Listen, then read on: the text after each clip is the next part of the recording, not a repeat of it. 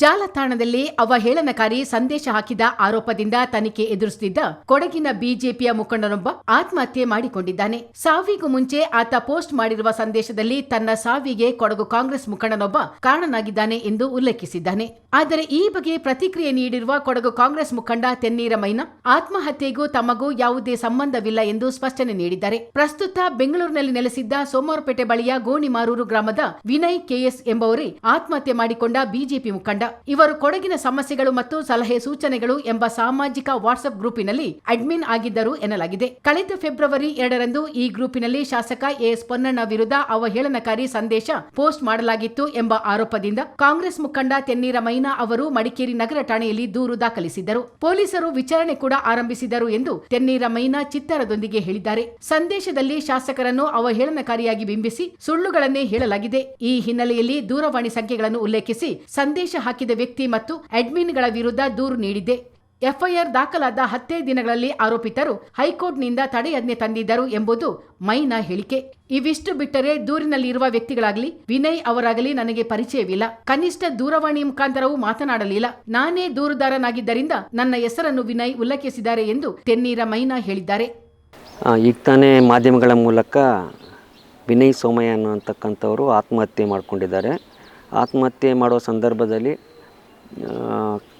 ಆತ್ಮಹತ್ಯೆಗೆ ಏನು ಕಾರಣ ಅಂತ ಅವರ ವಾಟ್ಸಪ್ನಲ್ಲಿ ಒಂದಷ್ಟು ಹೆಸರುಗಳನ್ನ ಉಲ್ಲೇಖ ಮಾಡಿದ್ದಾರೆ ಅಂತ ಕೇಳ್ಪಟ್ಟಿದ್ದೀನಿ. ಮತ್ತು ಆ ವಾಟ್ಸಪ್ನ ನಮ್ಮ ಸ್ನೇಹಿತರು ಕಳಿಸಿದ್ರು, ಅದನ್ನು ನೋಡಿದ್ದೀನಿ. ನನ್ನ ಹೆಸರನ್ನು ಕೂಡ ಉಲ್ಲೇಖ ಮಾಡಿದ್ದಾರೆ.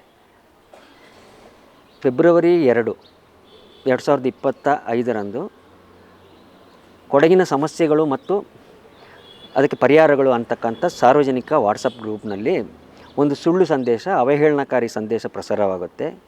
ಮೈಸೂರು ಭಾಗದ ಸೋಷಿಯಲ್ ಮೀಡಿಯಾದ ಬಿಜೆಪಿಯ ಸೋಷಿಯಲ್ ಮೀಡಿಯಾದ ಪ್ರಮುಖರಾದಂಥ ರಾಜೇಂದ್ರ ಪಾಪು ಅಂತಕ್ಕಂಥ ವ್ಯಕ್ತಿ ಒಂದು ಪೋಸ್ಟನ್ನು ರಚನೆ ಮಾಡ್ತಾನೆ. ಆ ಪೋಸ್ಟ್ನಲ್ಲಿ ನಮ್ಮ ವಿರಾಜಪೇಟೆ ವಿಧಾನಸಭಾ ಕ್ಷೇತ್ರದ ಶಾಸಕರಾದಂಥ ಎಸ್ ಪೊನ್ನಣ್ಣ ಅವ್ರನ್ನ ಅವಹೇಳನಕಾರಾಗಿ ಚಿತ್ರಿಸಿ ಮತ್ತು ಅವಹೇಳನಕಾರಿ ಸುಳ್ಳು ವಾಕ್ಯ ಸಂದೇಶವನ್ನು ರಚನೆ ಮಾಡಿ ಫಾರ್ವರ್ಡ್ ಮಾಡಿದರು. ನಾನು ಈ ಸಂಬಂಧ ಮಡಿಕೇರಿ ನಗರ ಪೊಲೀಸ್ ಠಾಣೆಯಲ್ಲಿ ದೂರನ್ನು ಸಲ್ಲಿಸಿದೆ. ಇದೊಂದು ಸುಳ್ಳು ಸಂದೇಶವಾಗಿಬಿಟ್ಟು ಸತ್ಯಕ್ಕೆ ದೂರವಾದ ಸಂದೇಶ ಮತ್ತು ಅವಹೇಳನಕಾರವಾಗಿ ಚಿತ್ರಣ ಮಾಡಿದ್ದಾರೆ. ಹಾಗಾಗಿ ಕಾನೂನು ರೀತಿ ಕ್ರಮ ಕೈಗೊಳ್ಳಿ ಅಂತ ಏನು ಸಂದೇಶವನ್ನು ರವಾನೆ ಮಾಡಿದಂಥ ವ್ಯಕ್ತಿ ಮತ್ತು ಆ ಗ್ರೂಪ್ನ ಅಡ್ಮಿನ್ಗಳ ಮೇಲೆ ಒಂದು ಪುಕಾರು ಸಲ್ಲಿಸಿದೆ. ಆ ಪುಕಾರಿನನ್ವಯ FIR ದಾಖಲಾಯಿತು.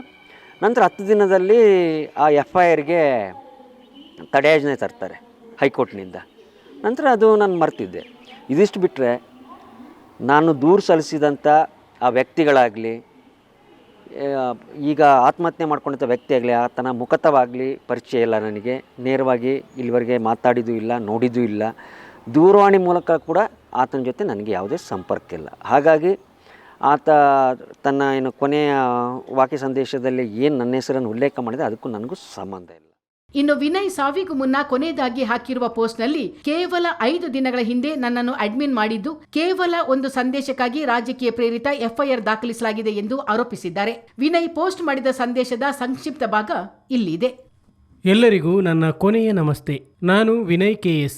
ನನ್ನ ವಿರುದ್ಧ ರಾಜಕೀಯ ಪ್ರೇರಿತ FIR ಹಾಕಿ ಸಮಾಜದ ಮುಂದೆ ನಮ್ಮನ್ನು ಕಿಡಿಗೇಡಿಗಳೆಂದು ಬಿಂಬಿಸಿ ರಾಜಕೀಯ ದ್ವೇಷಕ್ಕೆ ನಮ್ಮ ಜೀವನದ ಜೊತೆ ಆಟ ಆಡಿದ ತೆನ್ನೀರ ಮೈನಾ ನನ್ನ ಸಾವಿಗೆ ನೇರ ಹೊಣೆ. ನಮ್ಮನ್ನು ಕಿಡಿಗೇಡಿಗಳೆಂದು ಇಡೀ ಜಿಲ್ಲೆಗೆ ವೈರಲ್ ಮಾಡಿದ ಮೈನಾ ಆರೋಪ ಸಾಬೀತಾಗದಿದ್ದರೂ ನಮ್ಮ ಅನುಮತಿ ಇಲ್ಲದೆ ಫೋಟೋ ಬಳಸಿಕೊಂಡಿದ್ದಾರೆ. ನಮ್ಮ ಮನೆಯವರಿಗೆ ಹೇಗಾಗಿರಬೇಡ.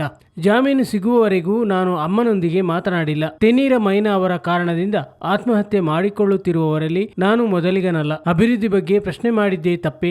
ಜಾಮೀನು ಸಿಕ್ಕಿದ ಮೇಲೂ ನಂತರ ಕೂಡ ನನ್ನ ಸಂಬಂಧಿಕರು ಮತ್ತು ಸ್ನೇಹಿತರಿಗೆ ಕರೆ ಮಾಡಿದ್ದು ಅಲ್ಲದೆ ಅವರ ಮನೆಗೆ ಪೊಲೀಸರು ಭೇಟಿ ನೀಡಿ ನನ್ನನ್ನು ಬಂಧಿಸುವ ಉದ್ದೇಶದಿಂದ ಹುಡುಕಾಡಿದ್ದಾರೆ. ಇದೆಲ್ಲ ವಿರಾಜಪೇಟೆ MLA ಆದೇಶ ಎಂದು ಸ್ವತಃ ಒಬ್ಬ ಪೊಲೀಸ್ ಪೇದೆ ಹೇಳಿದ್ದಾರೆ. ಹರೀಶ್ ಪೂವಯ್ಯ ಎಂಬುವರು ಕೂಡ ನಮ್ಮ ಫೋಟೋ ಹಾಕಿ ಕಿಡಿಗೇಡಿಗಳೆಂದು ಬಿಂಬಿಸಿದ್ದಾರೆ.